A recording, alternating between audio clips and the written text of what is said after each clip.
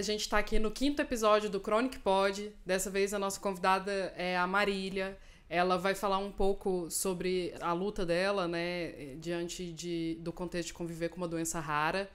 E vai trazer um pouco mais desse processo de militância também, né, e de enfrentamento. Ela é fundadora e presidente da PTI Brasil, da Associação de Pacientes com PTI, né, e ela vai trazer um pouco mais sobre tudo isso. Quero te agradecer, Marília, por aceitar o convite, né, e quero te falar que seja bem-vinda, né? E quero saber um pouco mais da sua história, quero que você compartilhe aqui com a gente, tudo mais. Oi, gente, tudo bem? Bom, minha história começa há 10 anos atrás, exatamente 10 anos. Dia 10 de novembro fez 10 anos, que era uma data que eu tinha esquecido e fui lembrada pela minha família. A PTI chegou na minha vida de repente, assim.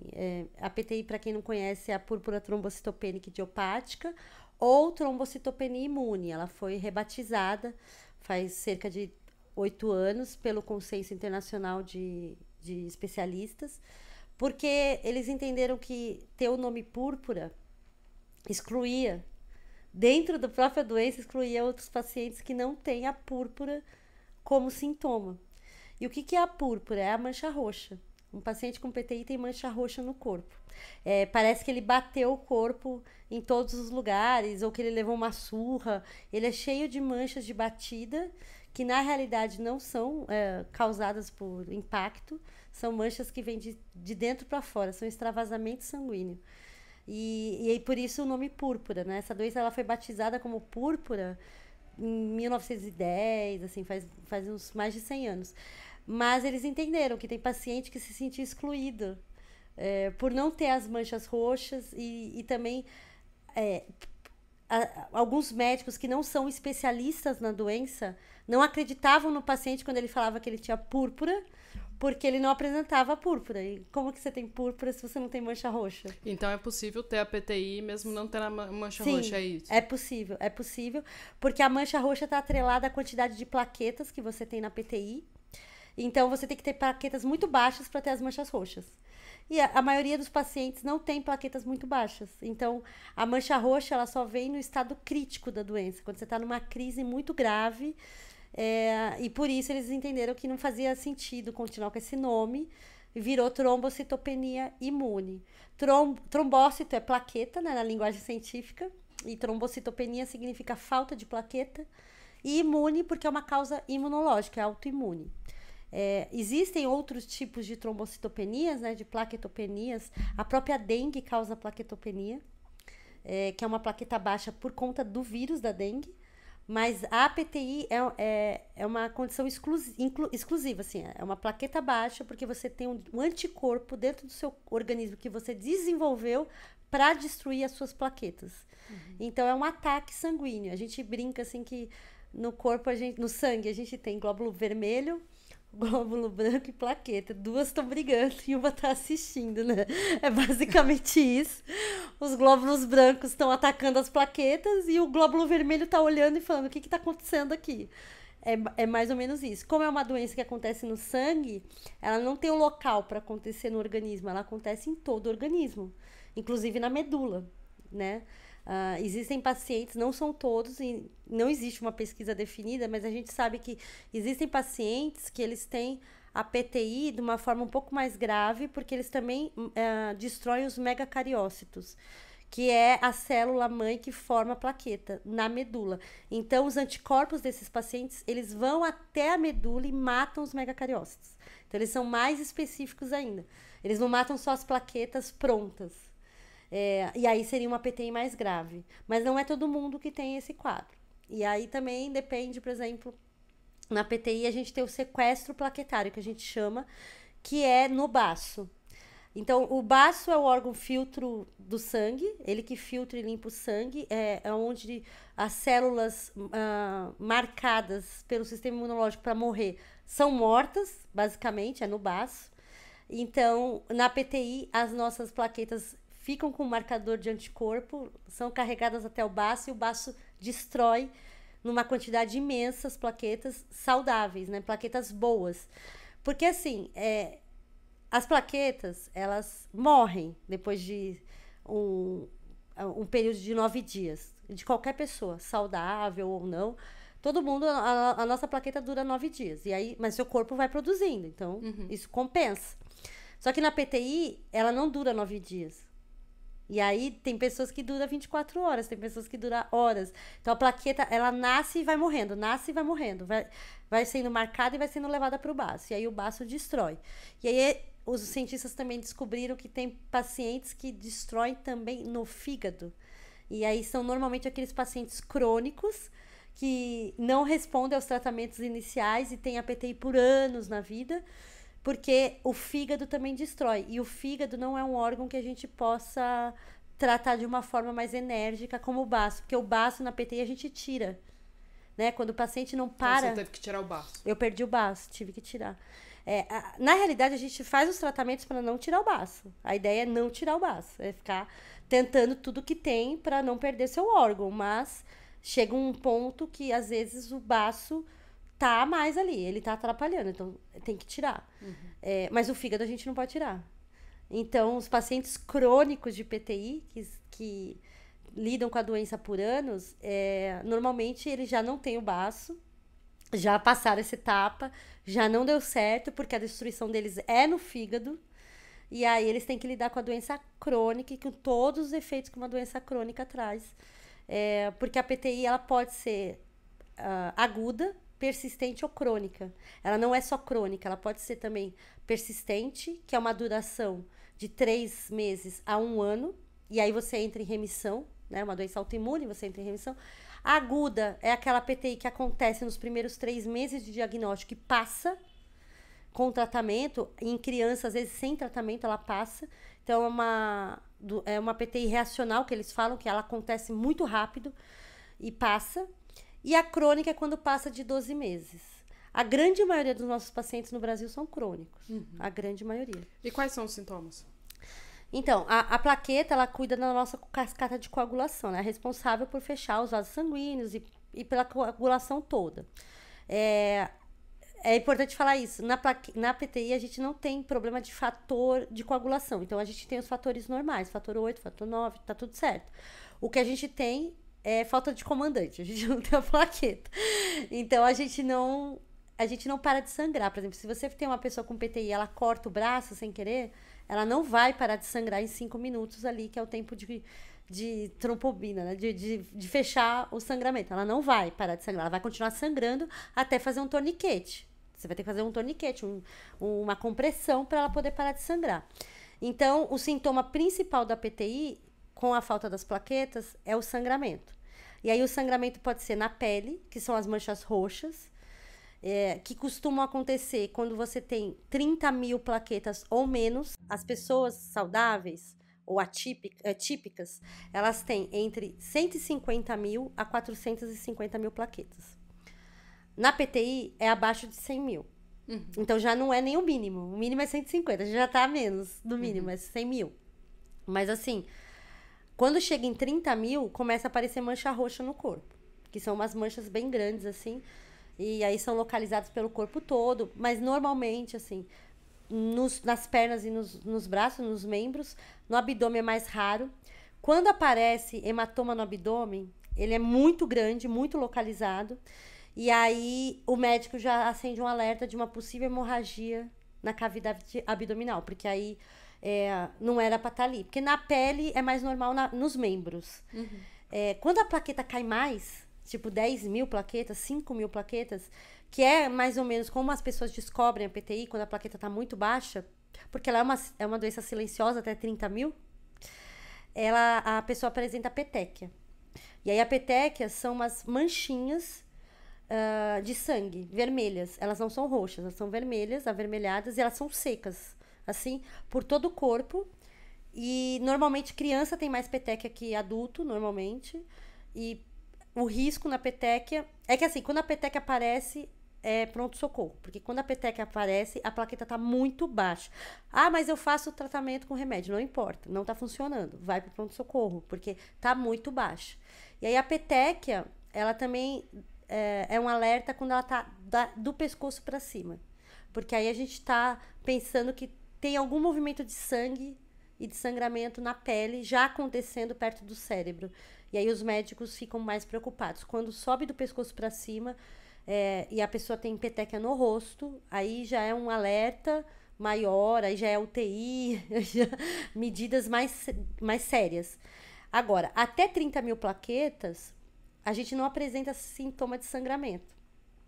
O que a gente apresenta, às vezes, né? Claro, as mulheres com menstruação apresentam uma menstruação que dura dias e que tem um volume muito grande, com cólica, com formação de coágulos. É uma menstruação bem diferente de uma mulher típica, de uma mulher saudável. Mas, assim, o sintoma principal de quem tem 30 mil a 100 mil plaquetas é a fadiga. É aquela fadiga crônica que acompanha aí até você entrar em remissão ou não, porque a fadiga tá atrelada com a plaqueta. Assim, a plaqueta cai, a gente sente no corpo a dor. Minha plaqueta caiu. A gente acorda e a gente sabe que a plaqueta caiu. Ah, mas você fez o hemograma ontem, tava super bom. Hoje não tá. Porque a gente sente a dor, assim. É um cansaço extremo, é uma dificuldade de levantar. Não consegue ficar mais do que 20 minutos de pé na mesma posição, porque a perna começa a tremer, né? Quem tem PTI tem muita dor na panturrilha, e aí a fadiga mental também. A gente tem uma brain fog, né, que eles chamam aquela, como é que fala? Névoa mental na PTI, e quando a plaqueta cai mais, a gente é maior, assim. Então, se você me falar, você lembra das conversas que você teve com 20 mil, 10 mil plaquetas? Não lembro. Eu lembro de eventos no hospital, mas quando minhas plaquetas estavam muito baixas, tipo, eu tenho amigos que falaram assim pra mim, eu fui te visitar. Eu não lembro da cara da pessoa no hospital. Eu não lembro. A brain fog é muito, muito real, assim. Você fica confuso mesmo. Porque, querendo ou não, o sangue fica líquido. O sangue fica mais líquido. E aí, é por conta da falta de plaqueta. Ele fica mais fino, mais ralo. E a oxigenação não fica tão boa. Então, tipo, eu tinha problema de saturação também. Minha oxigenação não era 99. Variava ali entre 90 e 95. Por conta de todo esse impacto que a falta de plaqueta traz no organismo, entendeu? Então, assim, a fadiga mental é muito real. Por isso que eu sou, como presidente da associação, mas também como paciente, eu sou entusiasta dos tratamentos. Eu não acho saudável não fazer tratamento. O mais grave que pode acontecer na PTI é o óbito, e o óbito na PTI normalmente ocorre pelo AVC hemorrágico. Então, você tem um acidente vascular cerebral hemorrágico e você morre, assim, em grande maioria dos casos. A gente tem uma paciente na associação que já teve 3 AVCs e está viva. E sem sequela, por incrível que pareça. Mas ela teve micro AVCs. Mas o AVC hemorrágico ele é um pouco mais grave que o isquêmico. Porque o isquêmico é aquele AVC que a pessoa tem, sem se perceber. E aí ela fica com alguma sequela ali motora, alguma sequela ali no dia a dia. Mas retoma a vida, porque é um AVC seco. O AVC hemorrágico, quando ele acontece, o cérebro da pessoa é banhado de sangue, tipo... É meio que uma morte quase instantânea, assim.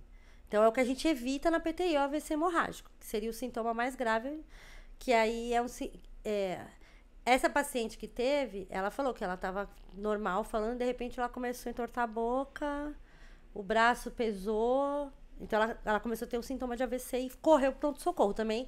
Ela foi muito rápida, por isso que ela reverteu o quadro e tá viva e tá ótima. A petequia é esse alerta quando ela ocorre aqui da cabeça para cima, porque já tá tendo uma atividade de sangramento ali. E a gente tem o sangramento mesmo, assim. Tem os sintomas que muita gente acha que é normal.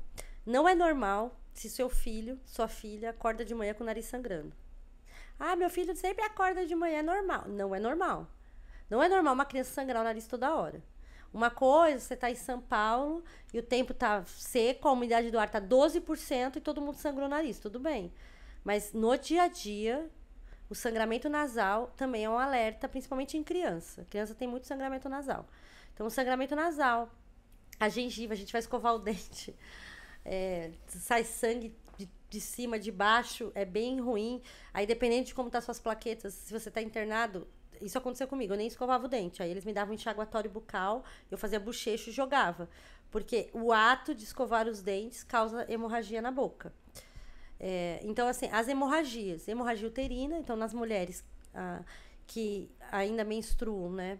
E eu falo isso porque na PTI a gente tem muitas pacientes, mulheres adultas, que optam por não menstruar, então a gente toma anticoncepcional ou faz uso de algum método que corta a menstruação, porque a menstruação para nós é um pesadelo, assim. A gente fica tipo uma semana menstruada, 10 dias, e é um volume de sangue imenso, coágulos, é uma coisa assim bem assim difícil de lidar. Então, assim, para nós, assim, o anticoncepcional é o nosso melhor amigo. Assim, porque realmente. E a plaqueta cai quando a gente menstrua. Tem essa também. O ciclo afeta a plaqueta por conta da menstruação, do sangramento. Então, quanto mais você sangra, mais a sua plaqueta cai. Porque se você tá tendo sangramento, o organismo entende o quê? Tá tendo. Tem que mandar a plaqueta para lá. Tá tendo sangramento. Ele vai mandar a plaqueta para lá. Os anticorpos vão descobrir que tem uma fonte imensa de plaqueta ali. Vão lá comer as plaquetas. Então, a plaqueta cai. Então, para nós, menstruação, a gente evita. O ideal é não menstruar, interromper a menstruação. Porque senão é bem difícil. Os homens não têm esse problema. Mas outro sintoma que é meio ignorado, às vezes, e que a gente tem que acender um alerta, é o sangramento na urina ou nas fezes. Porque aí já denota uma hemorragia no trato gastrointestinal, na bexiga ou no rim, aí já é uma coisa mais preocupante, já é pronto-socorro, já é, assim, se você tem PTI, se sua plaqueta tá baixa, e aí, nem vou falar de PTI, se você tem dengue, se você tá com dengue agora, sua plaqueta caiu por causa da dengue, você fez xixi com sangue, pronto-socorro. Mas como que foi, assim, o seu processo de descoberta, né? Então, eu fiquei internada 4 meses, né? E aí foi muito intenso, assim, porque eu sou refratária, eu sou um paciente refratário. Então, o que é o paciente refratário? Que não responde aos tratamentos. Então, eu sou refratária a vários tratamentos. A PTI em si, hoje no Brasil, a gente tem 2 drogas com bula registrada para a PTI. O restante é adaptação, vamos dizer assim. É off-label. Ou não é off-label, tá no protocolo, mas não é de PTI. Na minha época nem tinha. Então, assim, na minha época a gente não tinha essas opções. O protocolo da PTI, naquela época, quando eu fiquei internada, era que é parecido com o que é hoje mesmo, era um protocolo com medicamentos para doenças autoimunes, outras que já foram descobertas no tratamento, entendeu? Então, por exemplo, eu fiz uso de corticoide, prednisona, que eu não dei resultado nenhum, nem para bem, nem para mal, não enchei, não ganhei peso, eu perdi peso, não aconteceu nada. Assim, corticoide para mim é muito, assim, é como um copo d'água, não tem nenhum efeito no meu corpo. Então eu tomei prednisona, tomei dexametasona, que aí já é um corticoide intravenoso mais forte, uma dosagem mais alta. Também não fez efeito em mim. Aí eu tomei Oncovin, que é vincristina, que é uma quimioterapia. Porque eles tentaram ver se com a quimioterapia, zerando as células de defesa do organismo com a quimio na medula, eu voltaria a produzir anticorpos saudáveis, né? A ideia era essa, mas não funcionou, né? E aí eu zerei minhas plaquetas, aí eu descobri que dá para viver com plaquetas zeradas, que a gente não morre de plaqueta zerada, que era o meu medo, era morrer com a plaqueta zerada. E aí eu tomei a dapizona. E aí foi na dapizona que o meu quadro piorou. Porque a dapizona é um antibiótico para hanseníase, que é feito com sulfa. E eu sou alérgica a sulfa e não sabia. Depois de anos, eu descobri que eu sou alérgica a muita coisa. Inclusive, estou assim, gente, porque eu tô com alergia. Eu sou super alérgica. E aí, a sulfa é um metal que faz parte da composição da dapizona. Eu não sabia que eu era alérgica. E tomei 5 dias de sulfa. E era uma dosagem alta, não era uma dosagem baixa. E aí me mandaram pra casa, porque aí falaram assim, você vai tomar sulfa, vai pra casa e você volta semana que vem, a gente continua acompanhando, porque eu tinha dado uma melhorada. Eles tinham me dado imunoglobulina humana, que nada mais é do que um sistema imunológico saudável de doadores de sangue, né? É um hemocomponente, a gente não fala que é medicação, é um hemocomponente. Então, eu tinha subido um pouco a plaqueta. Então, me mandaram pra casa e falaram, esses 5 dias aí que eu fiquei em casa, tome a dapizona e aí você volta semana que vem. Eu falei, beleza. E aí, eu acordei no quarto dia, com bolhas de sangue no meu corpo, assim, na minha boca, aqui, assim, tava tudo cheio de bolha de sangue mesmo, aqui, e por dentro tinha 2 bolas de sangue penduradas, assim, como se fossem 2 bochechas internas, assim.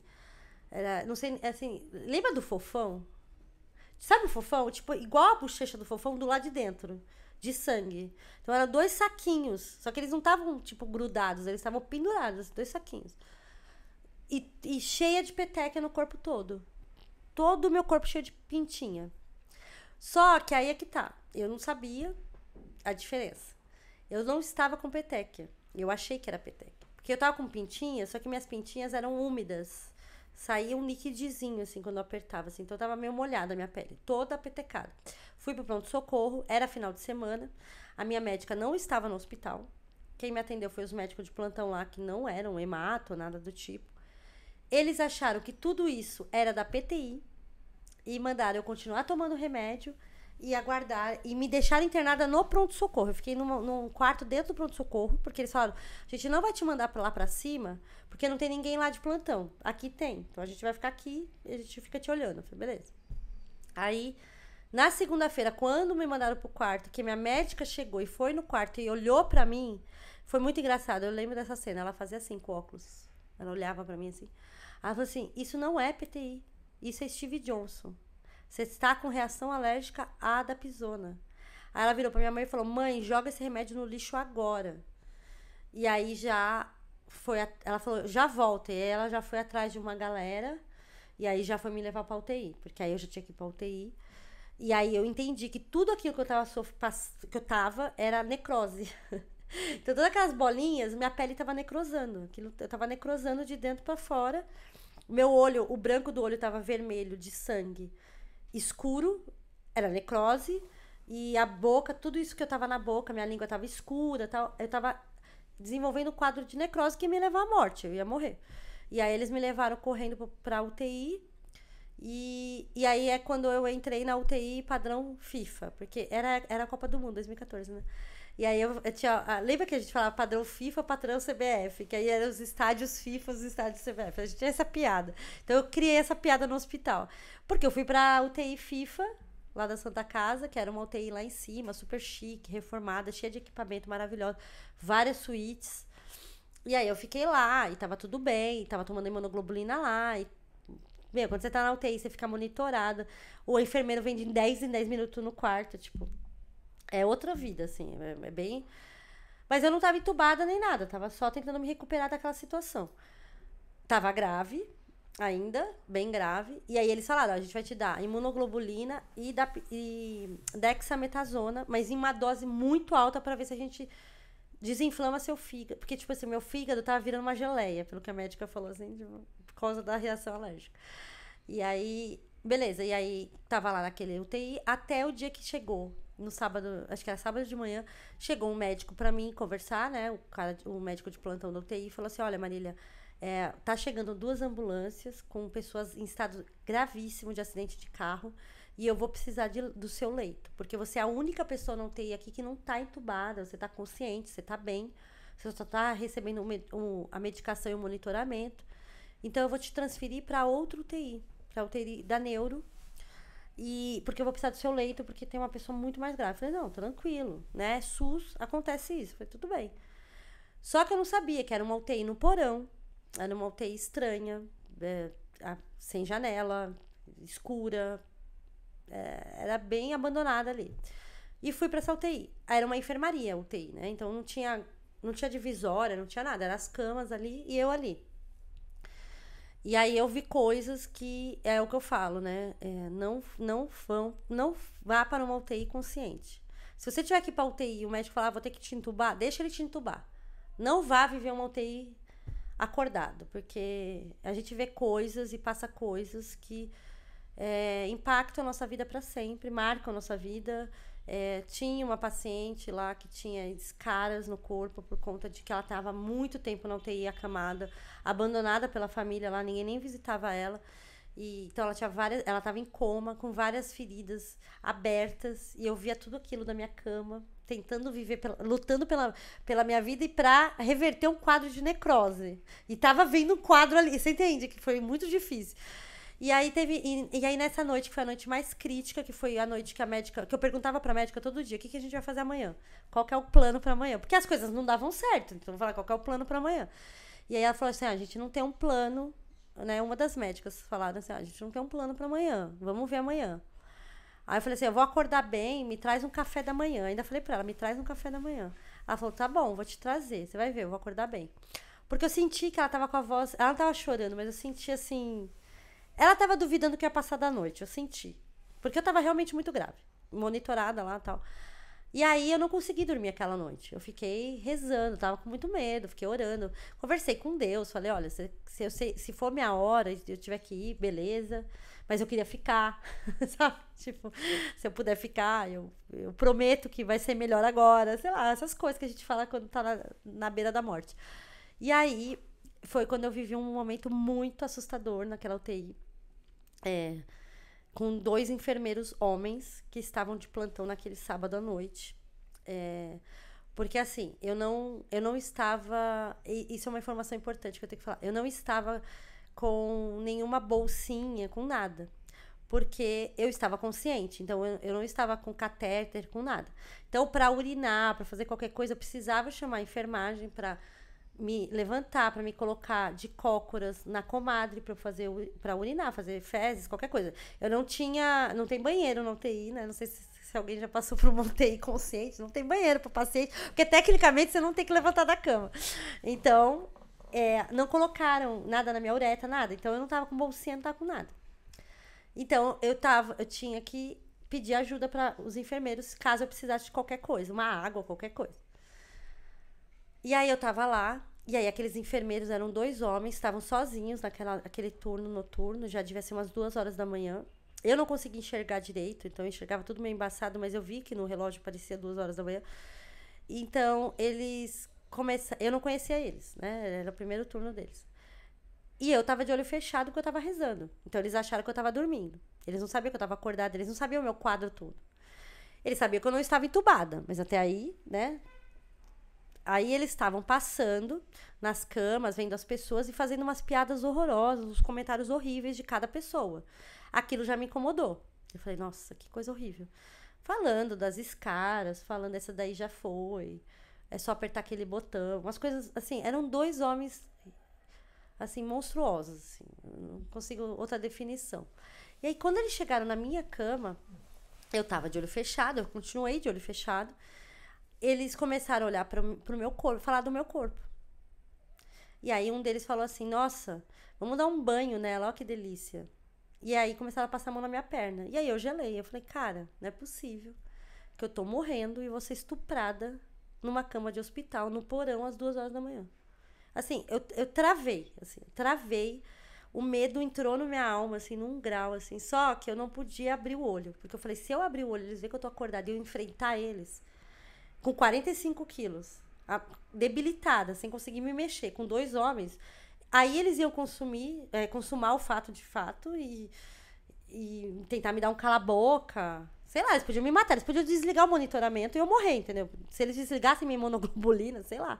Então eu fiquei com muito medo. Então eu não abri meu olho, eu fiquei quieta lá. E o cara passando a mão na minha perna e falando, nossa, que delícia, gostosinha, bibibi, bababá. E eu rezando e pedindo pra Deus. E aí eu travei, aí eu não dormi, obviamente. Aí eles saíram, aí eles foram pra mesinha, que era do lado da minha cama, ficaram lá sentados, encheram a cara. Gente, estamos falando de SUS há 10 anos atrás, assim. E se alguém da Santa Casa se ofender, sinto muito, aconteceu. Mas um deles saiu, comprou bebida, eles encheram a cara, aquela coisa. Quando deu de manhã... E é engraçado, né, trazer tudo isso, assim, no sentido de que quantas pessoas em vulnerabilidade ali naquele contexto precisando deles, né? Sim. Não, eles estavam completamente... Não, e assim, eu tava aterrorizada e eu tava consciente. Aí eu fiquei pensando, se qualquer um deles parar aqui, os outros pacientes que estavam entubados, desse uma parada cardíaca com alguma coisa, eles não estavam nem aí. Assim, não vou nem falar que eles não estavam em condições de fazer alguma coisa. Eles não iam se portar, eles não estavam nem aí. E aí eu fiquei muito assustada. Então, assim, aí quando amanheceu, trocou o turno. Acho que era umas 6 horas da manhã. Eu não dormi realmente aquela noite, eu tava desesperada. Quando trocou o turno, veio a chefe de enfermagem, que era uma fofa, uma mulher, é uma enfermeira que tá, sei lá, 200 anos na Santa Casa, é uma querida por todo mundo, ela era muito respeitosa comigo, muito legal. Quando ela chegou, eu contei pra ela tudo o que aconteceu, porque eu tremia, porque aí eu virei pra ela e falei, eu preciso fazer xixi. Faz 12 horas que eu não urino, que era o turno deles, 12 horas. Era das 6 às 6. Aí ela falou assim, o que aconteceu? E aí eu comecei a chorar e contei tudo o que aconteceu. Ela ficou indignada. Ela era uma das chefes. Ela falou assim, não, isso não vai ficar assim. Eu vou agora falar com o diretor do hospital, né? A gente vai tirar esses caras daqui, não sei o quê. E aí rolou um burburinho. Depois veio algumas pessoas de outras áreas me pedir desculpa, conversar comigo. Porque realmente, eu tava acordada. E se eu não tivesse? Eu ia acordar com eles em cima de mim? Tipo, é aterrorizante. Eu vou falar que isso me causou um trauma. Eu nem falo muito desse trauma, às vezes. Mas assim, me causou um trauma que eu não quero voltar pra uma UTI. E se eu voltar pra uma UTI, quero voltar consciente. Como eu voltei, como eu tava. Eu espero nunca ser entubado. Porque eu não sei, assim, infelizmente, desculpa se eu tiver que fazer esse recorte de gênero, mas sim, a gente tem uma dupla vulnerabilidade por ser mulher com uma doença rara. Porque a gente é mulher. Então, isso já é a vulnerabilidade, a principal. E é debilitada. E aí, pra mim, aquilo foi... Aí, a minha médica chegou. Aí eu chorei, contei tudo que tinha acontecido. Falei pra ela, me tira daqui, pelo amor de Deus. Aí minha mãe chegou, minha tia chegou. Eu comecei a chorar, eu tremia. Eu falava, me tira daqui, eu não vou ficar aqui de novo, porque eles vão voltar. Eu tava desesperada. E se eles não voltassem, ia voltar outro homem, sei lá. Eu tava desesperada. E aí, a minha médica falou, não, eu vou te mandar pro quarto. Era uma das médicas, a residente. Falou, vou te levar pro quarto. E você vai passar essa noite no quarto, na suíte lá, na área oncológica. E aí eu conheci o pessoal da oncologia. Que aí foi totalmente diferente. Porque o resto da minha internação, que aí eu fiquei internada mais até quase final de fevereiro. Isso, a gente tá falando de dezembro ainda. Então, esse resto aí de 3 meses de internação, eu passei na ala oncológica, que é diferente. Porque aí são enfermeiros oncológicos, que são especialistas em tratar pacientes vulneráveis, com uma doença grave, porque a gente não... Gente, o nosso acesso escapa. Não pega a veia. Quando você tem PTI, então, putz... Então, assim, tem que ser um enfermeiro com outro olhar. Não pode ser um enfermeiro simples, assim. Mas eu quero contar que isso aconteceu com esses 2 enfermeiros, mas, tipo, toda a enfermagem foi maravilhosa. Esses 2, eles não estragam a enfermagem da Santa Casa, nem do Brasil, assim. Eu sou muito fã de enfermeiros, minha irmã é enfermeira. Tipo, esses 2 podres, assim, maçã podre do cesto. Mas me causou um trauma, não vou negar que eu tenho esse trauma. Eu tenho esse trauma. E depois disso, eu nunca mais consegui passar com médico homem.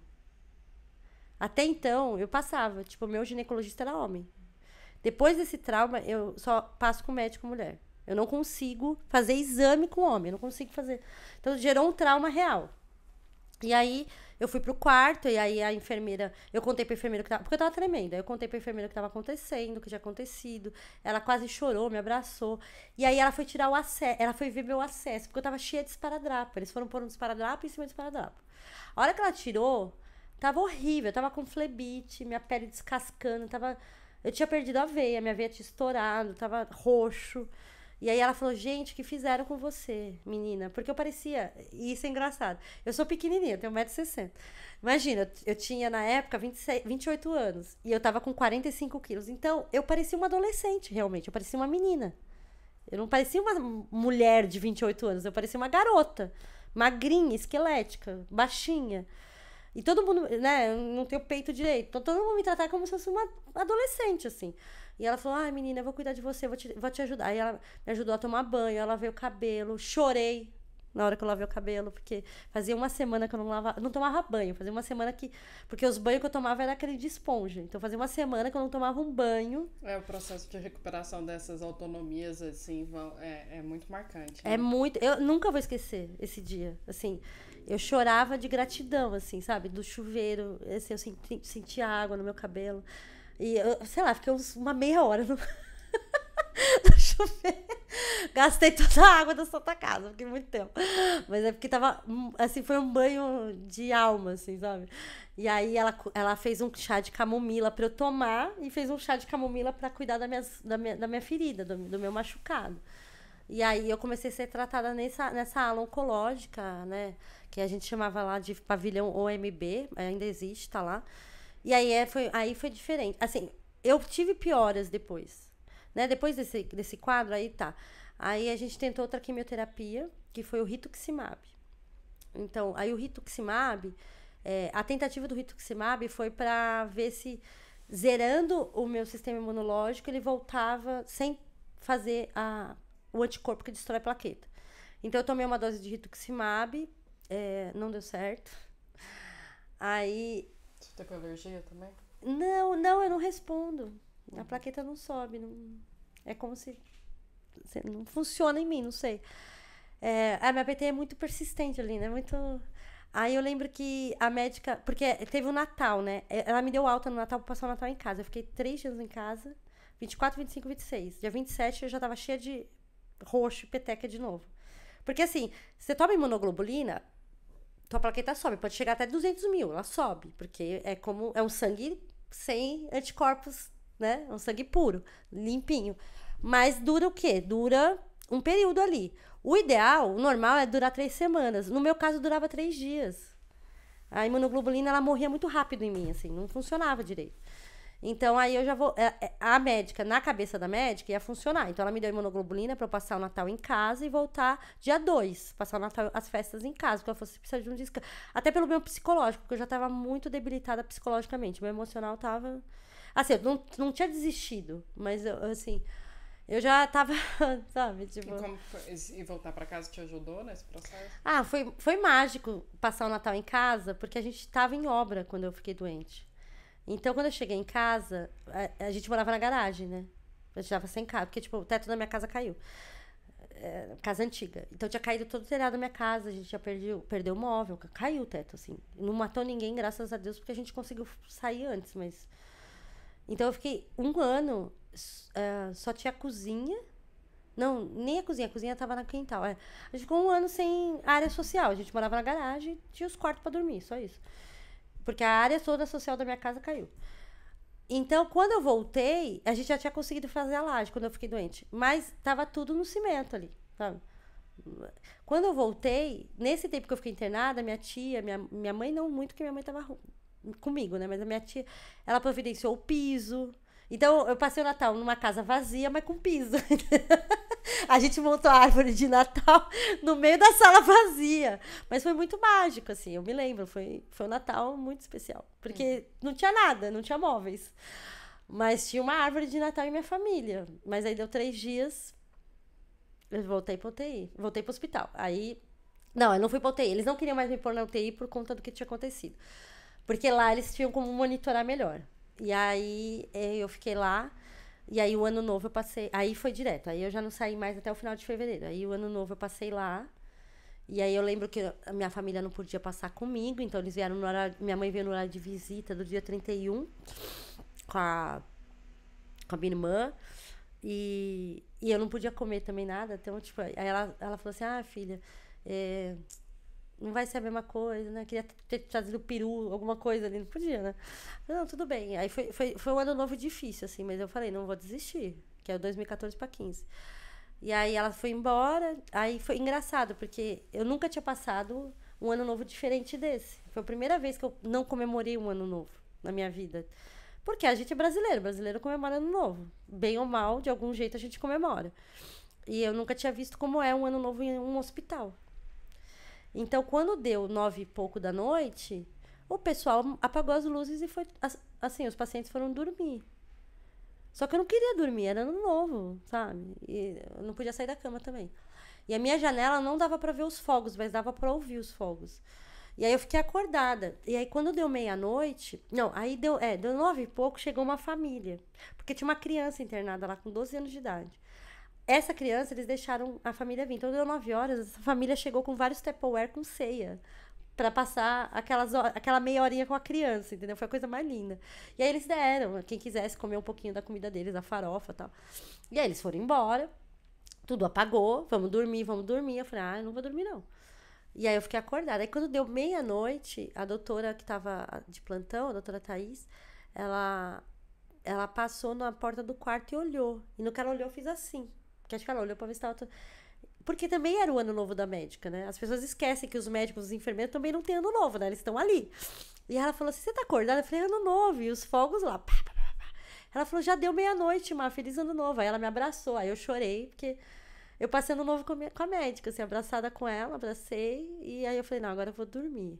Agora eu vou dormir. Porque 6 horas eles passam, né? É, a rotina do hospital é bem diferente. Aí eu dormi, e aí no dia primeiro, aí a minha família veio me visitar e tal. Mas deve ter sido ruim pra minha família também, eu não tá lá e eles saberem. Claro. É, óbvio, Claro. é horrível. E aí, dia 10 de janeiro, não, dia 9 de janeiro, isso foi dia primeiro. Dia 9 de janeiro, eu já tinha tentado de novo o rituximab, mais uma dose, e não funcionou. E aí ela chegou pra mim e falou assim, ó, vai ter que tirar seu baço. E era uma sexta-feira, e ela falou, vamos tirar na segunda.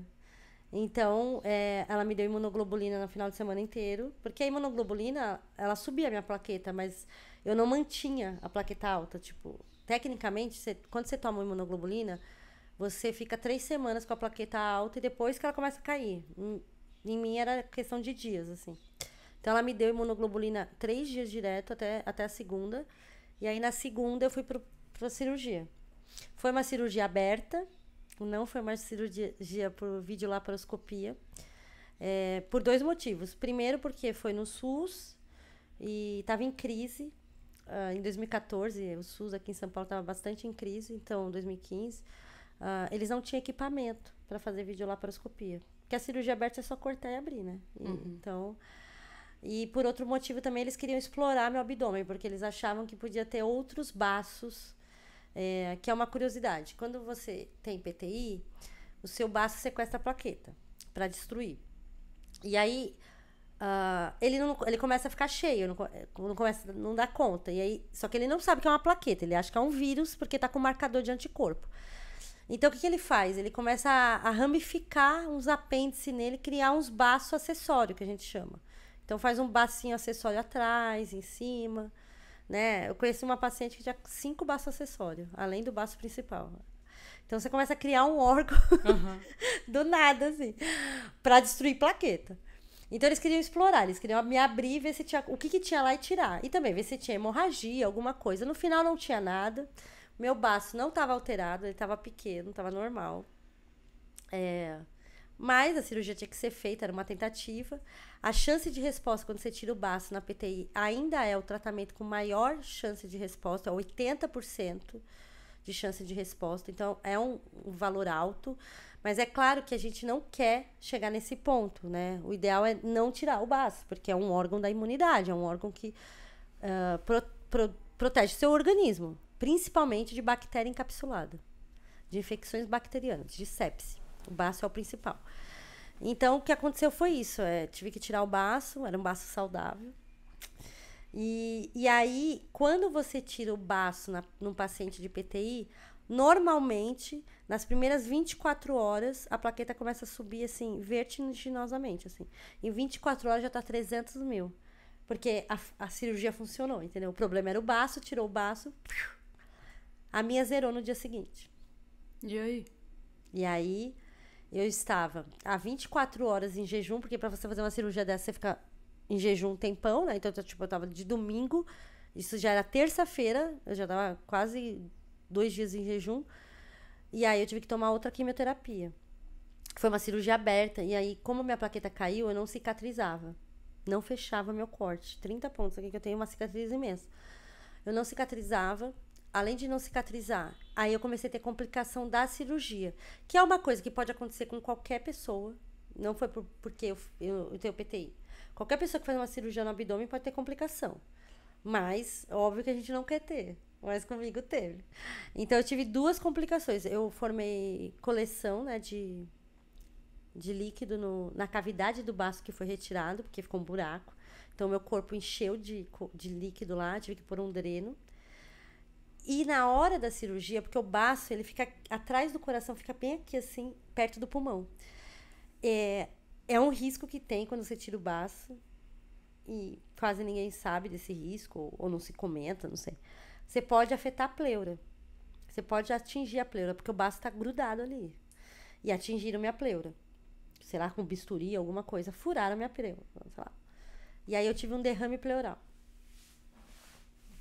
E aí? Nessa situação.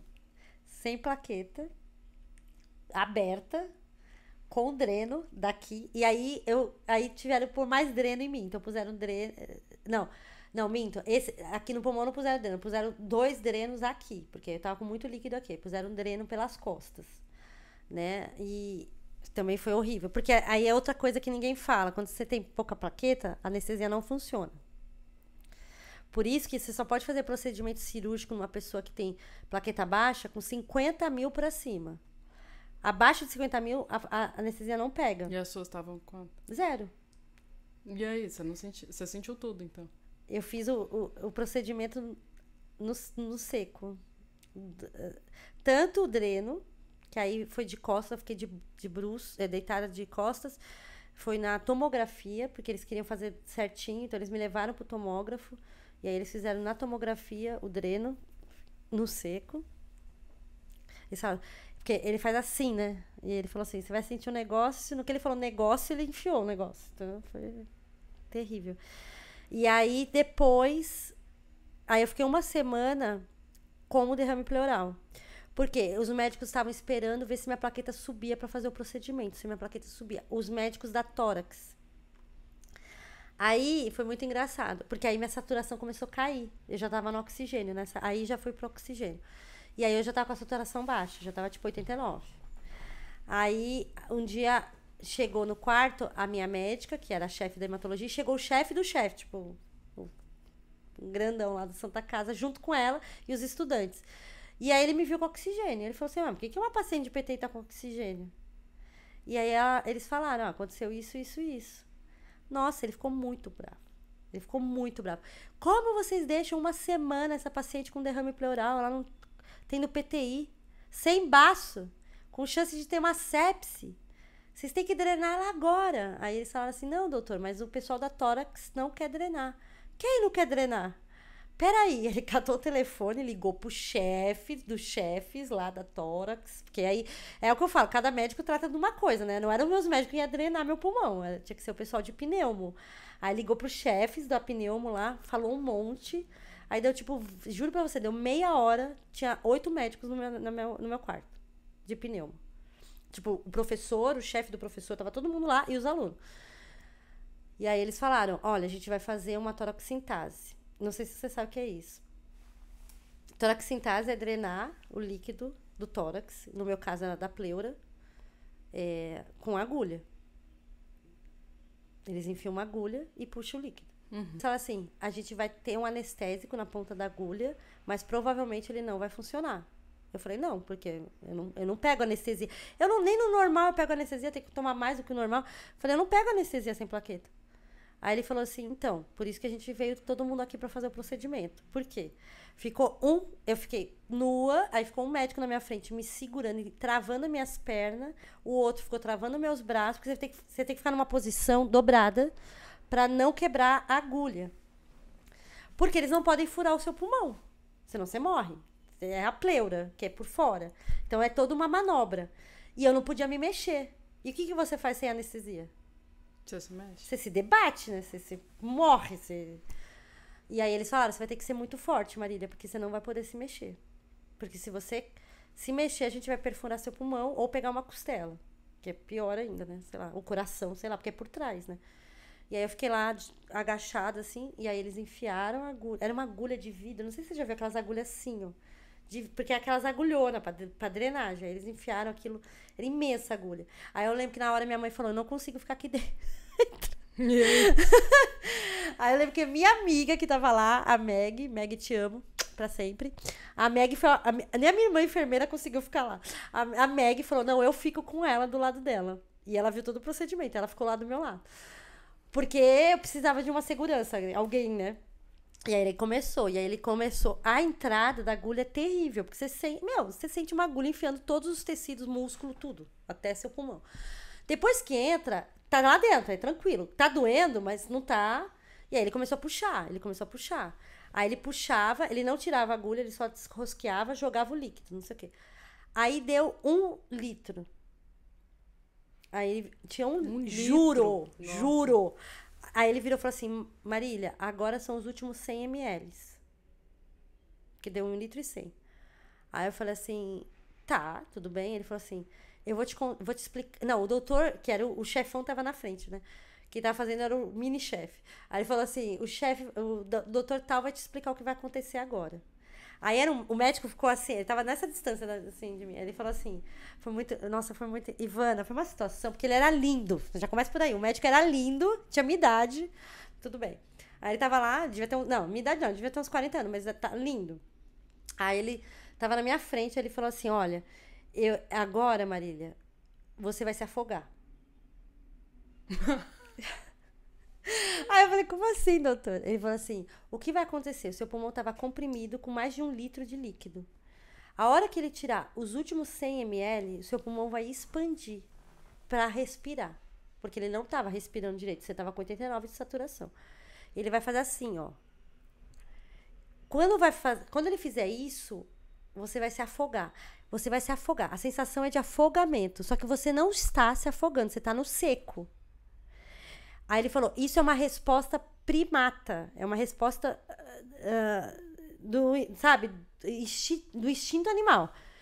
Você vai achar que está se afogando, você vai ficar desesperada, o seu batimento cardíaco vai alterar muito, sua pressão vai subir. Eu preciso que você lute contra isso. Essa sensação é psicológica, você precisa lutar contra isso e voltar a respirar normalmente. Você não está se afogando. Você tá entendendo? Eu falei, tá bom, doutor. Aí eu falei, fudeu, né? Eu falei, fudeu. Amiga, quando ele puxou, nossa, eu fiz assim, juro, eu nunca tinha me afogado na vida, óbvio, né? Eu não sabia o que esperar. Meu, eu fiz assim, ó. É assim, ó, juro, assim. Parece que alguém fechou a tampa. E aí? Não entra ar, fica.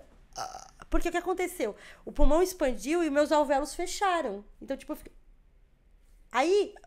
Você começa. Porque aí foi muito rápido. Que ele falou, vai ter que ser. Aí ele falou pro cara, vai ter que ser muito rápido, porque ela vai se debater. Porque é automático. E aí ele puxou já tirando a agulha. E aí, no que ele tirou a agulha que eu afoguei, eu comecei a me debater, porque o meu corpo achou que eu tava morrendo. E aí ele me segurava, e ele ficou em cima de mim, assim, ele me segurava.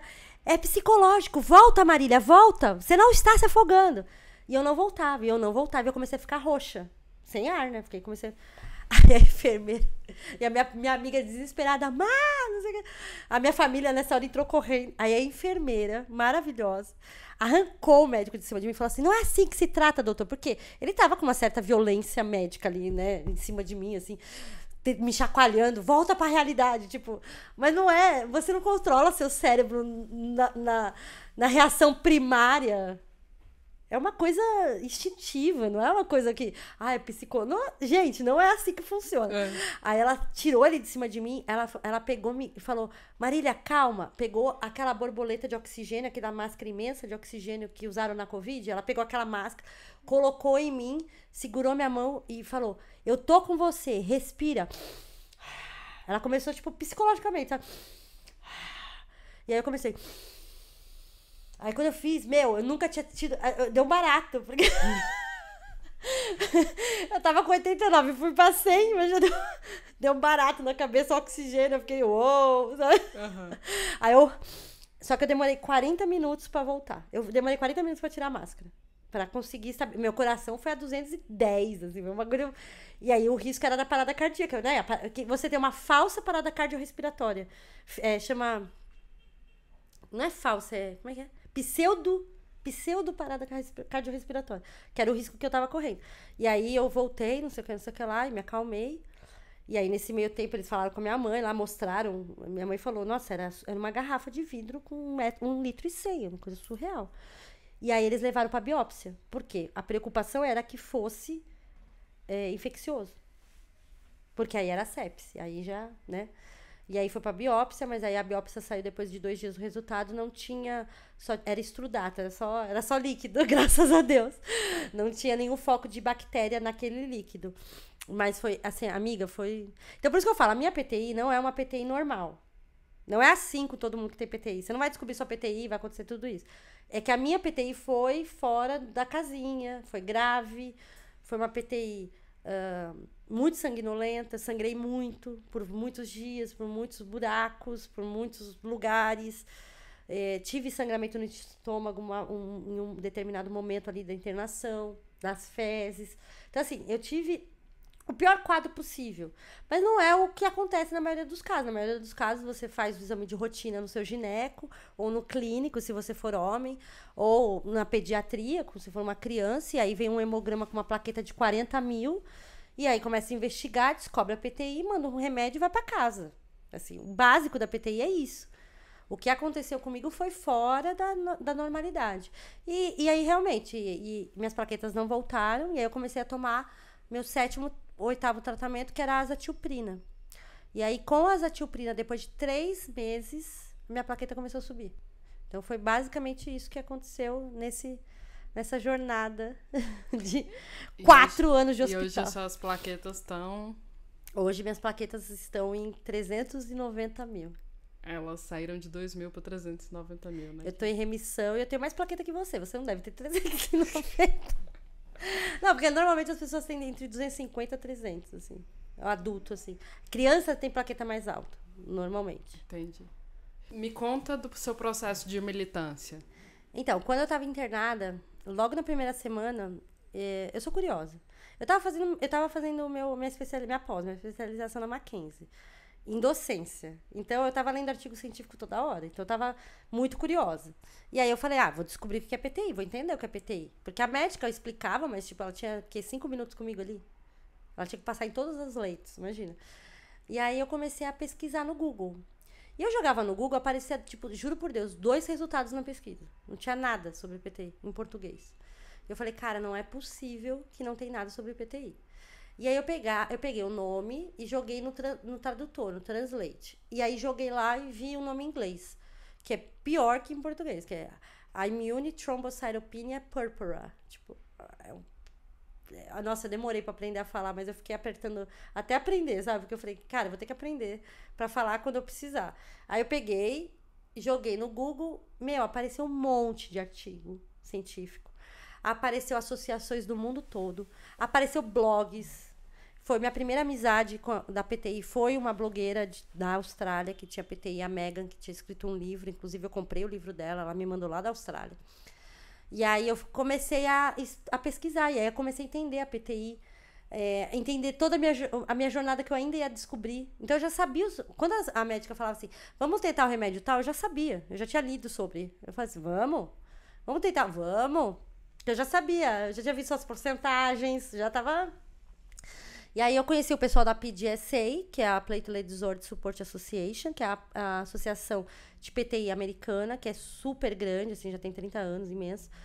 E aí fiz amizade com o pessoal de lá, comecei a trocar e-mail, né? Gente, estamos falando de 2014, né? Era e-mail e... O WhatsApp mesmo, americano não usa, então não tinha WhatsApp, era e-mail. E aí comecei a conversar com esse pessoal todo, da Inglaterra, a Kelly, a Krista, a Kenzie. Comecei a fazer amizade com um monte de paciente que estava no mesmo barco que eu. A Kenzie, inclusive, estava fazendo rituximab também. Então, foi legal, assim. E aí eu falei, cara, não é possível que não tem nada sobre... Tipo, eu não acreditava que eu era a única paciente de PTI no Brasil, entendeu? Eu sabia que tinha outros. Eu falei, cadê esse pessoal? E aí eu comecei a procurar e achei um grupo no Facebook.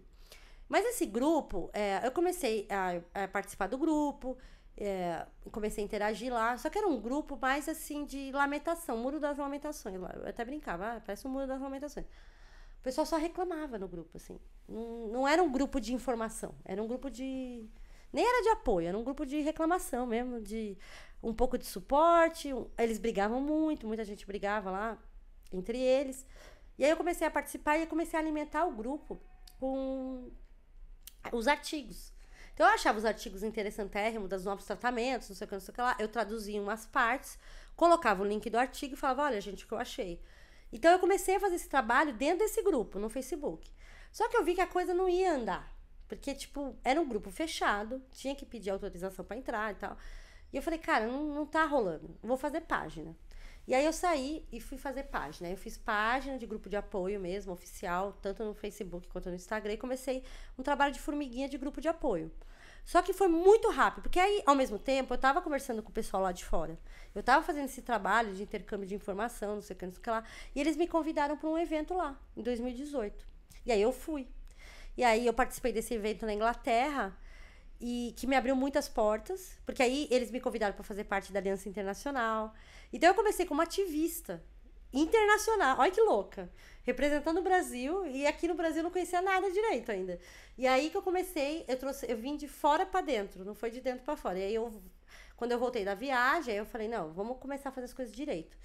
E aí eu fui atrás de me capacitar, e fiz vários cursos de advocacy, fui me capacitar nisso, porque eu falei, não, vou fazer a coisa direito, porque eu não faço nada pela metade. E aí, depois que eu fiz isso, e o grupo começou a tomar um corpo grande. Aí eu comecei a participar de evento, entrei para a Aliança Rara, e aí começou a aumentar meu trabalho. E aí eu percebi, aí eu comecei a perder oportunidades assim, de participação, sabe? Oportunidades de participar de congresso, de um monte de coisa que eu era convidada, mas eu não tinha um CNPJ, eu não era uma associação de apoio, não podia ir como pessoa física. E mesmo apoio financeiro para projeto, alguma coisa, eu falei, cara, eu preciso fazer isso virar uma associação de apoio. Eu tava muito reluta. Eu tava relutando muito. Porque assim, era um BO, sabe? Ter associação de apoio é BO, tá, gente? Pra quem não tem, eu sempre falo, faça uma associação de apoio, saia do ativismo individual e faça uma associação de apoio. Mas é difícil, não é fácil. Porque quando você ainda é pessoa física, é você com você mesmo e é isso aí. O dia que você cansou, você virou a página, entendeu? Quando você faz uma associação de apoio, você assume o compromisso social. Tipo, a PTI Brasil não pode mais deixar de existir. A gente é a única associação de apoio do país.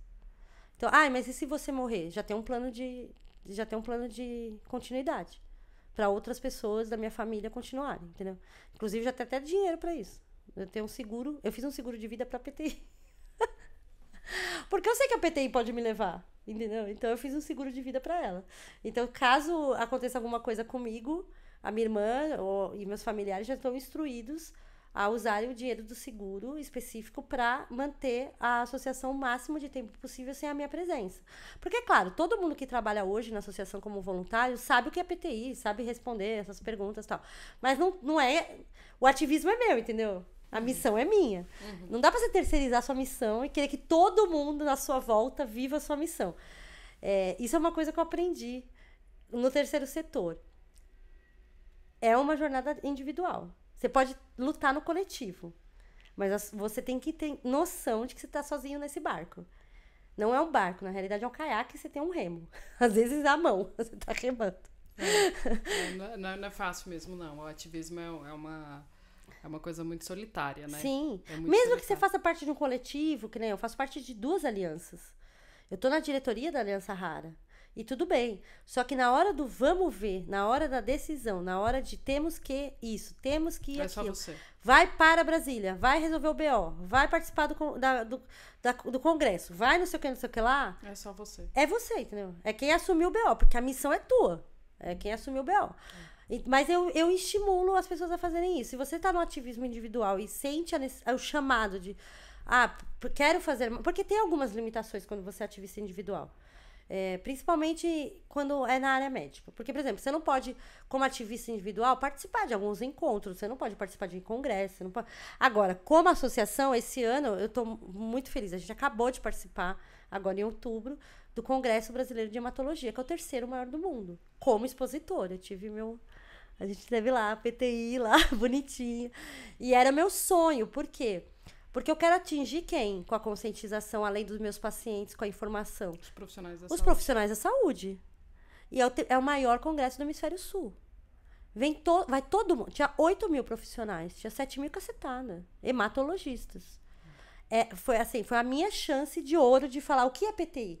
Porque quem trata a PTI é hematologista, mas quer dizer que todo hematologista sabe o que é PTI? Claro que não. Claro que não. É uma doença rara, né? É uma doença rara. Não sabe mesmo, assim, acho que assim, se deu muita sorte, né, no sentido de Sim. diagnóstico, de ser Sim. muito rápido, de ter as pessoas que conheciam sobre o assunto, né? Eu acho que deve ter muita gente que o processo é muito mais longo e extenso, né? Não, a média, para vocês terem uma ideia, do diagnóstico de uma doença rara no Brasil é 7 anos. Pois é. 7 anos. A gente tem paciente na associação, principalmente os que moram no interior... No Brasil profundo, eu gosto de usar esse termo, eu não gosto de interior, porque interior parece que eu tô querendo diminuir, né? Tô querendo falar menos. Então, no Brasil profundo, fora dos grandes eixos de capitais. A gente tem paciente que teve PTI desde criança e nunca foi diagnosticado.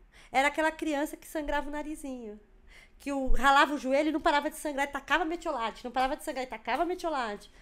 E aí ele passou 15, 20 anos da vida dele com PTI. E aí, adulto, ele teve uma hemorragia séria, foi internado e descobriu, você tem PTI. E aí, você conversa com esse paciente e fala, mas como é que foi sua infância? E ele começa a falar, mas quando eu tinha 14 anos, aconteceu isso. Quando eu tinha 12 anos, aconteceu... Então, ele sempre teve PTI. Ele só não foi diagnosticado. Porque é uma doença autoimune. E a PTI, ela pode vir e voltar a hora que ela quiser. A gente não tem o controle do gatilho da PTI. Isso que é... Porque as pessoas perguntam, qual é o gatilho? A gente não sabe. O gatilho da doença autoimune pode ser emocional, que acho que no meu caso foi. Pode ser emocional. Pode ser viral. Pode ser infeccioso de bactéria. Pode ser luto. E aí é um emocional diferenciado, porque aí é uma coisa maior. E pode ser a coisa mais besta, porque a PTI pode ser uma doença parasita. Ela pode vir junto. Então, ela acontece porque outra doença está acontecendo em você. Então, a gente tem muito paciente que tem lúpus e PTI. Então, ele sempre teve lúpus. E aí, ele tem PTI agora. Além do lúpus. E é muito difícil. Porque, assim, não existe um exame para PTI. Você faz exame para tudo. Tudo negativo é PTI. Então, se você faz exame para tudo e dá lúpus, então é lúpus. Mas quer dizer que quem tem lúpus não tem PTI? Não. O raio pode cair 2 vezes. Então, a pessoa pode ter anticorpos para destruir o tecido dos órgãos e ter anticorpos para destruir as plaquetas. Então, ela tem uma PTI secundária a um lúpus. Ela tem uma PTI secundária à esclerose múltipla. Ela tem uma PTI secundária à artrite reumatoide. E quando a PTI é secundária, ela costuma acontecer primeiro que a doença primária. Então, tem uma paciente nossa, muito querida, a Ana, maravilhosa. Ela é ativista, maravilhosa. Ana Carol, ela é ativista de esclerose múltipla. Ela é bem famosa até. A Ana, ela teve PTI e aí agora ela tem esclerose múltipla. E aí ela acha que... O médico acha que não tem relação. Eu falei, claro que tem. Você abriu com um quadro autoimune de PTI. Porque você estava tendo uma desordem ali. E aí, você agora tem esclerose múltipla. E aí, ela está tratando a esclerose múltipla dela. A PTI dela entrou em remissão. Porque normalmente, quando você tem uma PTI sintomática secundária, se você trata a doença base, ela entra em remissão.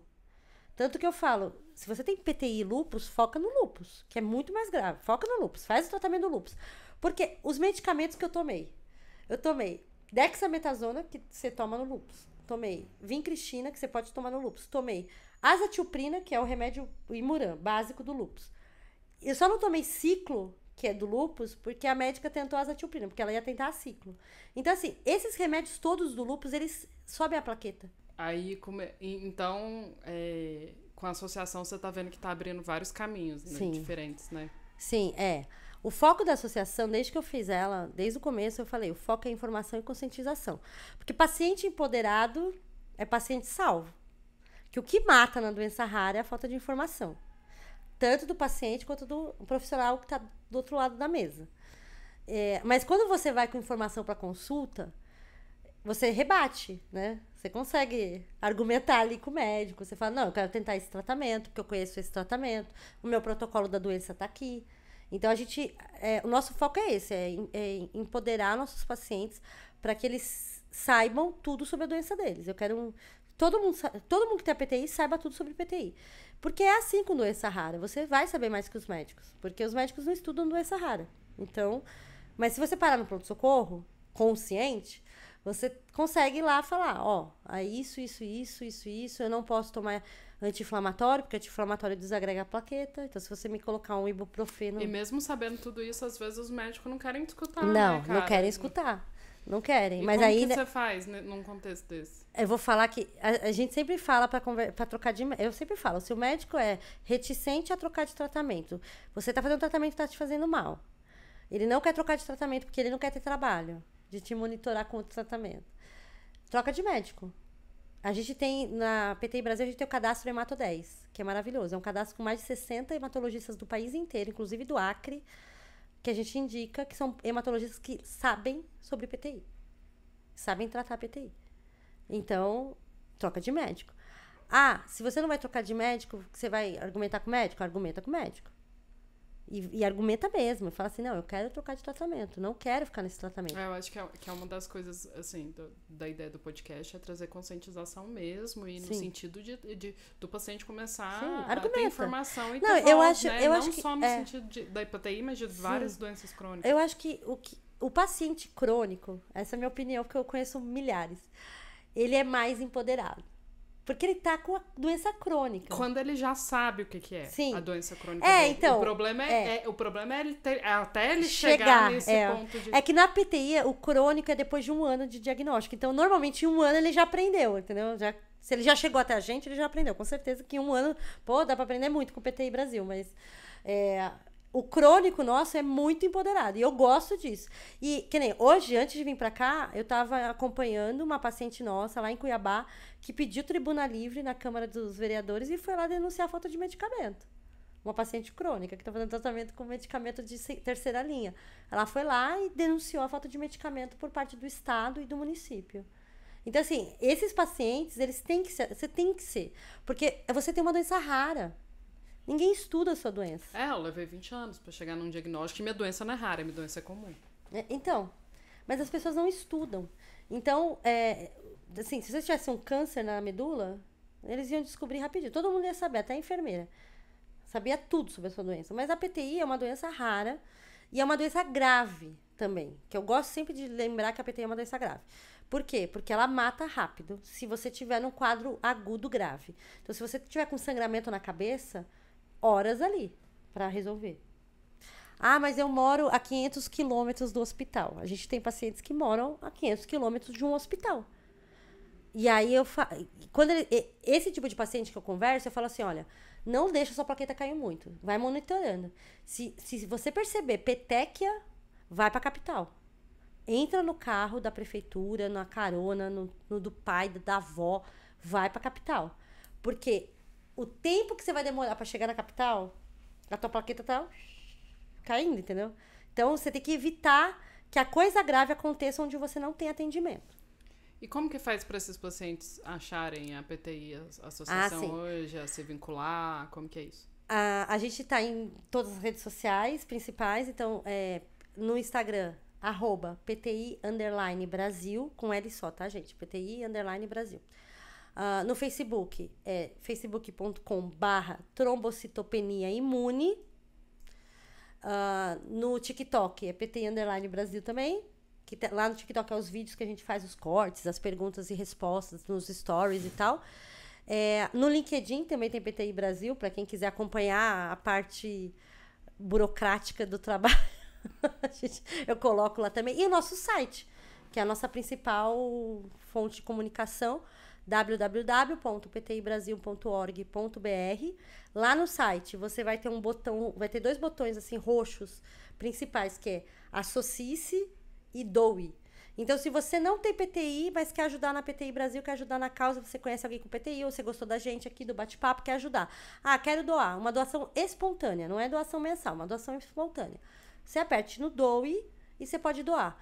Mora fora do país, é estrangeiro, também dá para doar com o cartão de crédito, não tem problema. Se você quer fazer parte da PTI Brasil, não, eu quero me associar com o paciente para receber minha carteirinha de paciente, porque quem se associa recebe a carteirinha de emergência médica, que é a carteirinha fundamental. Eu tenho aqui, vou pegar para vocês verem. É a carteirinha fundamental para você apresentar no pronto-socorro, em qualquer pronto-socorro do país que você for. Por quê? Ela vai ter as informações que você precisa para quem não conhece a sua doença. Então, a minha tá bem amassada, gente. Desculpa aqui, ó. Essa carteirinha, a carteirinha da PTI Brasil, a gente manda e aí você plastifica, né? Eu não plastifiquei, só fiz assim. Mas é o quê? Uma carteirinha que fala, ó, plaquetas baixas, paciente de PTI, trombocitopenia imune. E aqui tem nome, endereço, contato de emergência, alergias, que é muito importante, tratamentos, e aí quem tá em remissão vai estar lá, remissão, desde o ano tal, tipo sanguíneo, porque a gente às vezes precisa tomar sangue. Então isso aqui vai ajudar. Tudo bem, o hospital vai fazer a tipagem, mas é bom Já tem, né? Porque às vezes você pode parar inconsciente no pronto-socorro. Você tem isso aqui, você já ajuda. O número da carteirinha do SUS, o número do convênio, se você tiver convênio, e a médica ou médico que te atende na PTI. E o hospital que ele trabalha. Porque às vezes você não vai para o hospital que você está acostumado a ir. Bem legal. E aí eles não vão saber lidar com isso. Então, quem se associa no botão Associe-se, a taxa de associação é R$10, que é só pela carteirinha, assim, para emitir. E aí você vai receber a carteirinha por e-mail, com todos os seus dados, tudo certinho, e você vai fazer parte da PTI Brasil. Então, você vai receber os informativos por e-mail, você vai participar das reuniões, você vai participar de encontro de paciente, aí tudo que uma associação faz. E, além disso, a gente tem a camiseta também, e tem o Setembro Roxo, que é o mês mundial da conscientização, que a gente faz muita coisa. Tem o YouTube também, esqueci. O YouTube, as nossas lives com os médicos, eu faço muita live com o hematologista. Tá tudo no YouTube, no nosso canal do YouTube, PTI Brasil. Que é muito interessante, porque eu sei muito sobre PTI, mas eu não sou médica. Eu sou paciente, curiosa, metida pesquisadora, entendeu? Tudo bem. Mas eu gosto de provocar, eu gosto de perguntar. Porque eu participo das conferências internacionais, dos congressos, então eu sei o que tem de melhor sendo estudado, o que está sendo pesquisado, porque eu tenho contato com esses médicos internacionais. E eu gosto de trazer isso para os nossos médicos também. A gente tem material para hematologista, tudo certinho. E ter essa troca, porque assim, cuidar da PTI no Brasil... como se trata a PTI no Brasil? Se você me perguntar isso, Ivana, juro... Tem uns 80 tipos de jeito de cuidar da PTI no Brasil. A primeira pergunta é, onde você está? Que acesso você tem? Então, assim, a gente tem médicos que fazem protocolo de dapsona, para quem não tem alergia, no caso. Por quê? Porque a dapsona é um medicamento barato de manipular, é tipo R$40. E é um medicamento fácil de mandar manipular. E quando controla bem, a plaqueta sobe bastante. Então, em comunidades que não têm acesso ao básico, a dapsona é um ótimo aliado.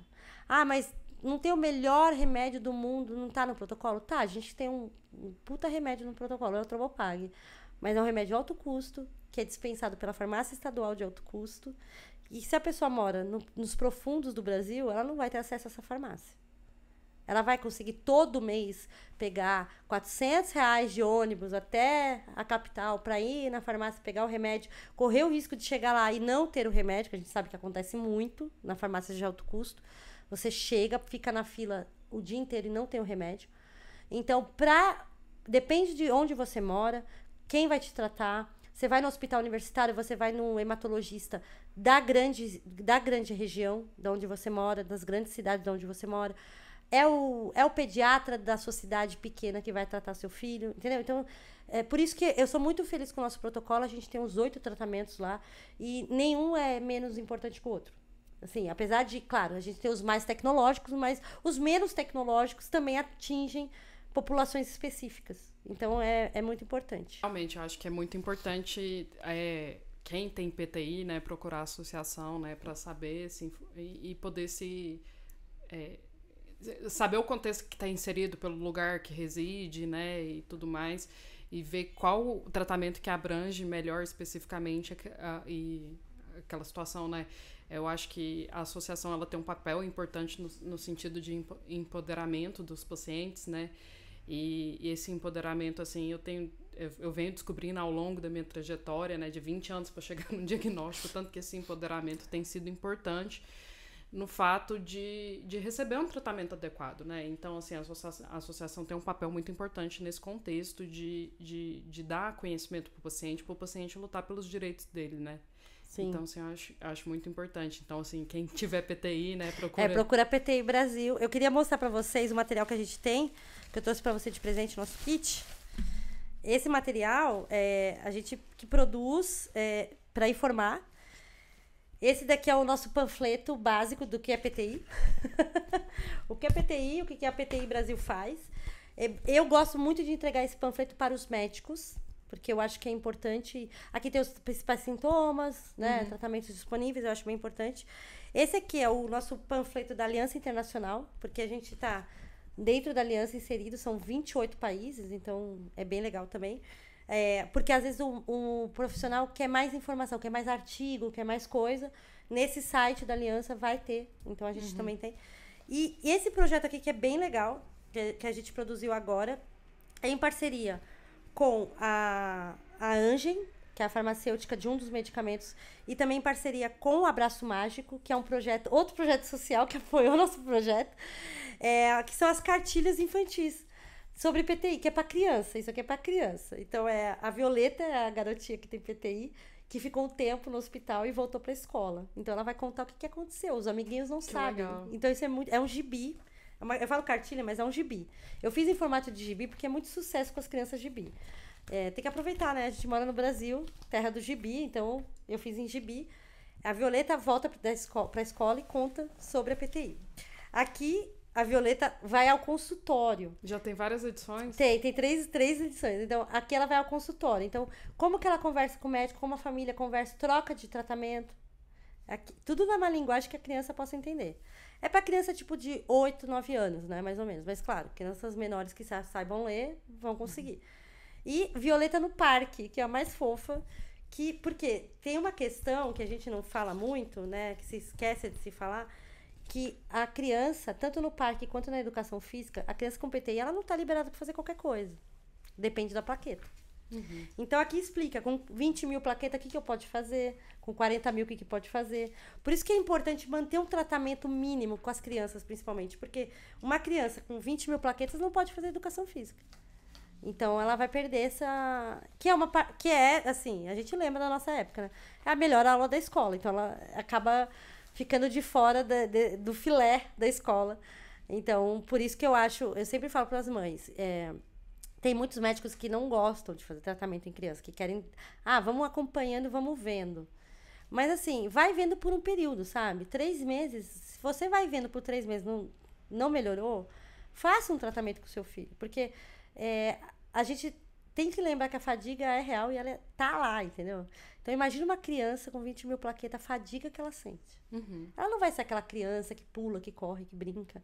Então, é importante a gente falar da qualidade de vida. Eu acho que isso é um paradigma em várias doenças autoimunes e várias doenças raras, na verdade. Eu acho que você deve ter visto isso mudar ao longo desses 20 anos. Hoje, a gente fala de qualidade de vida. Há 20 anos atrás, a gente falava de sobrevivência. Quero sobreviver à doença. Só isso. Sobreviver. A qualquer custo, de qualquer jeito. Não, hoje eu quero viver com a doença com qualidade de vida. Não é a qualquer custo e de qualquer jeito. Porque dá para viver com qualidade de vida com PTI. Basta achar o tratamento que se encaixe em você. Porque também, o tratamento mais caro vai ser o melhor? Não, às vezes você não responde. Eu não respondi a 7 tratamentos. Às vezes você não responde. Às vezes você vai responder a azatioprina, que tem 60 anos. Que é um tratamento super antigo. Não sabe, né?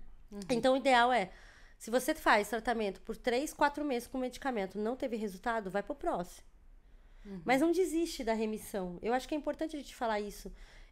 Mesmo que você se torne um paciente crônico, não desista da melhora, sabe? Tem muito paciente crônico e depois de 5, 6 anos de doença, 10 anos de doença, eu não vou melhorar mais, sabe? Dane-se, não vou mais melhorar. Não desiste, você não sabe. Um dia vai melhorar. Você passou por um processo que foram várias tentativas, várias. né? E você conseguiu uma remissão, assim. Você chega no nível não, de plaquetas... eu tomei azatioprina por 2 anos. A minha remissão demorou 2 anos, não foi da noite pro dia. E é importante, se eu tivesse parado no 3º tratamento, se a médica falasse, eu falasse pra ela assim, não quero continuar tentando. Então deixa, vamos nesse mesmo e fica nesse. Então, assim, ainda bem que eu fui teimosa e falei, não, vai pro próximo, vamos tentando. E tomei até quimioterapia de leucemia. Tipo, sim, era uma tentativa. Mas eu acho que... Porque os pacientes crônicos que eu conheço, a maioria, os que desistem, eles desistem não só do tratamento, eles desistem do médico. Eles desistem dos exames. E aí, como você vai saber como a sua doença crônica tá? Se você não acompanha. Eu não quero dar esse poder pra doença. A gente brinca, né? A gente tem uma frase dos raros que é muito boa. Eu tenho uma doença rara, mas ela não me tem. Eu tenho uma doença rara, mas ela não me tem. Quem controla sou eu. Sim. Isso é o empoderamento. Você toma a rédea da sua vida e da sua doença. Sim. A gente... A autoimune, como a PTI, não tem cura. Então, a gente sabe que não vai ter cura. Vai ter remissão. E tudo bem. não é porque não tem cura que não tem qualidade de vida. que não tem qualidade de vida. Exatamente. Marília, eu quero te agradecer pela paciência, por Imagina. vir até aqui, por compartilhar a sua história com a gente, assim, eu acho que a sua história, ela representa muito um contexto de pessoa com doença crônica, né, e eu acho que é muito importante compartilhar esse tipo de história pra gente poder dar força para outras pessoas que ainda estão passando tanto pelo processo de diagnóstico, quanto iniciando esse processo de enfrentamento de doença crônica, né. Quero te agradecer mais uma vez. Quero te parabenizar pelo seu trabalho com a PTI Brasil, isso é admirável. Eu sei o quanto é difícil tomar a frente de uma associação, tomar a frente de uma luta por outros pacientes, né? E isso é extremamente admirável, assim. Quero te dar parabéns do fundo do coração, assim, isso é muito admirável. Obrigada, eu queria agradecer o convite, queria te agradecer por ter me chamado e falar, né? A minha missão é essa porque eu tava no abismo quando eu descobri a PTI, assim. Não tinha informação, eu tava no escuro. E aí, quando eu descobri toda a informação, eu falei, cara, ninguém mais pode passar por isso. Porque as pessoas perguntam, por que você é ativista? Por que você faz isso? Se você já tem 400 mil plaquetas. Não é por mim, é porque, tipo, eu sei o que é você dar um Google e não ter nada. Tipo, você fala, cara, não é possível isso. Você ir no YouTube e não ter nada. Você ir nas redes sociais e não ter nada. Então, eu falei, cara, ninguém mais pode passar por isso. Ninguém mais pode passar. A pessoa pode passar pela PTI Brasil e nem ficar na PTI Brasil, né? Tem paciente que vem, conversa comigo, mas não se associa e vai embora e nunca mais fala comigo. Tudo bem, mas ele se nutriu de informação, a dúvida acabou, ele viu que ele não tá sozinho nisso. Ótimo, a minha missão era essa, entendeu? Então, é isso, eu consegui, então beleza. E é isso, gente, quem precisar de ajuda com PTI, procura a Marília da PTI Brasil.